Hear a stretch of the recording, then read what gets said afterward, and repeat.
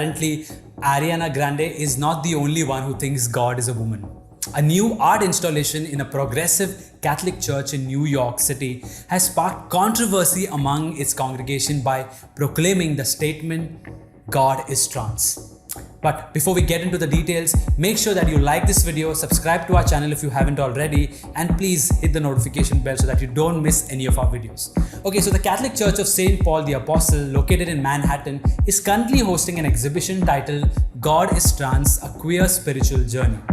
The display is meant to explore gender identity and its supposed connection to the search of God. Here's the video.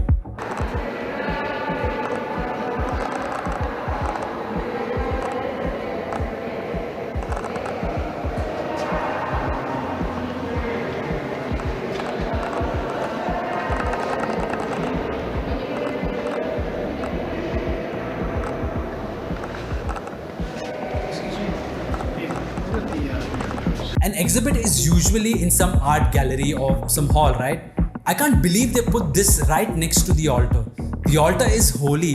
It is where the holy sacrifice of the Mass is offered. And they have the audacity to place these heretical, blasphemous images right next to it. I mean, what are these images supposed to represent? This is what the description says. So, according to this, the God is Trans exhibit maps the queer spiritual journey by 3 points: sacrifice, identity, and communion. Okay, so I guess they're trying to replace the 3 traditional Catholic stages of spiritual growth: the purgative, the illuminative, and the unitive, with a queer version.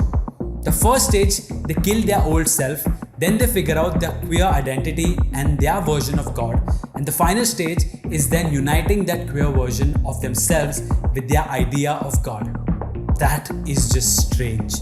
The premise or the point they're focusing on this exhibit is just wrong. God is not trans.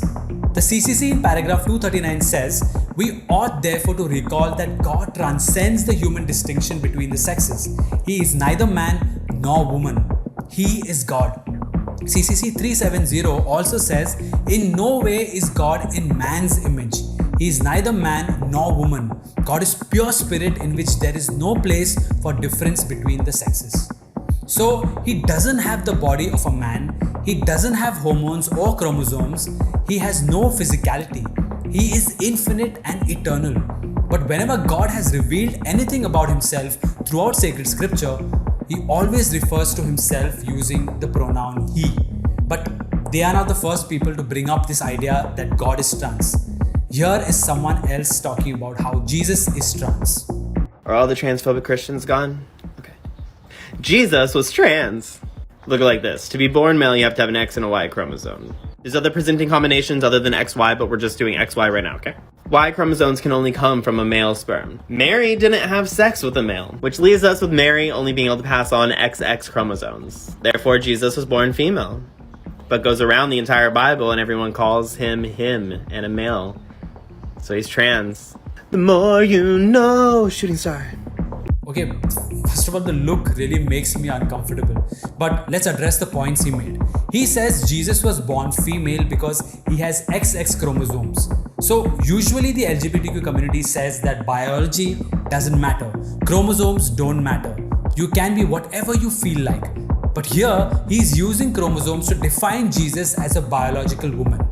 Okay, so he believes that since Mary didn't have sex with anyone, she passed on only XX chromosomes to Jesus, making him biologically female.